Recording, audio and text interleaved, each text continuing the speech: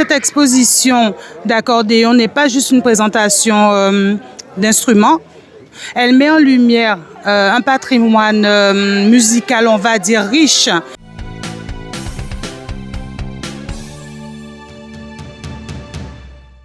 Dans le cadre de la fête de la musique, on est venu pour faire connaître.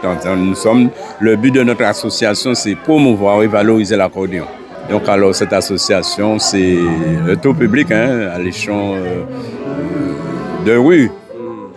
Nous sommes là à tous les niveaux. On veut que l'accordéon trouve son essor. Oui, alors donc c'est l'association Voix l'accordéon qui est sa mission. Donc l'objectif de l'association, c'est d'initier les gens à l'utilisation de l'accordéon en vue de l'utilisation pour les différentes musiques de Guadeloupe, surtout donc le quadrille et les autres musiques traditionnelles, biguines, etc. C'était par le bien du quadrille, puisque Voix l'accordéon aussi fait du quadrille. Et il m'avait, un ami m'avait invité à partager un moment de quadrille avec eux.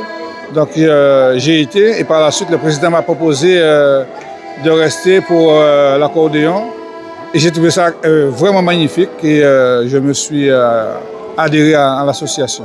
Donc on est là pour apprendre aux personnes de Guadeloupe, c'est pour ça que l'association s'appelle Voix l'accordéon. Surtout il y a des Maronaliens, mais il y a aussi des gens de Guadeloupe qui sont membres. Donc on est là pour justement initier les gens à l'utilisation de cet instrument qu'est l'accordéon. En fait, pour moi, cette exposition d'accordéon n'est pas juste une présentation d'instruments.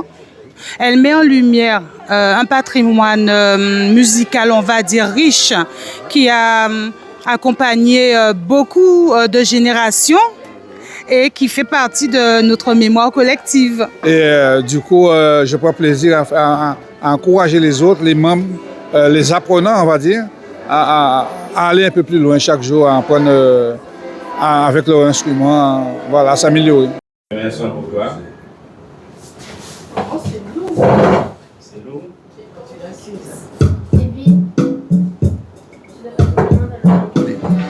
Donc il y a deux types d'accordéon, effectivement. L'accordéon chromatique et l'accordéon diatonique. L'accordéon chromatique, c'est fait les tons et les demi-tons. Et l'accordéon diatonique fait les tons, pas de demi-tons. Et c'est surtout utilisé pour la tradition, donc les trucs folkloriques. Donc le président, c'est monsieur Darida Antoine. Donc il y a la secrétaire, madame Palamède Monique Pinault. Et le trésorier qui était avec nous, accordéoniste aussi, monsieur Francis Henry, et aussi un éminent accordéoniste de la Désirade, qui est notre ambassadeur de la Désirade, monsieur Berchel André. Tu es ton propre professeur, mais oui. Comment ça s'est déroulé? Comment on en est venu là?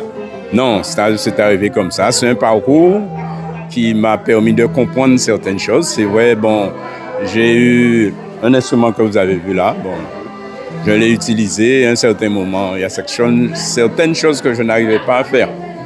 Là, à ce moment-là, j'ai prospecté et après, je suis tombé sur le chromatique. Donc, j'ai essayé de comprendre. Mais trouver quelqu'un pour vous expliquer cela, c'est pas évident. Et là, ça me permet aussi, des fois, qu'on a bien envie de jouer, même si on sait jouer, on n'a pas l'occasion.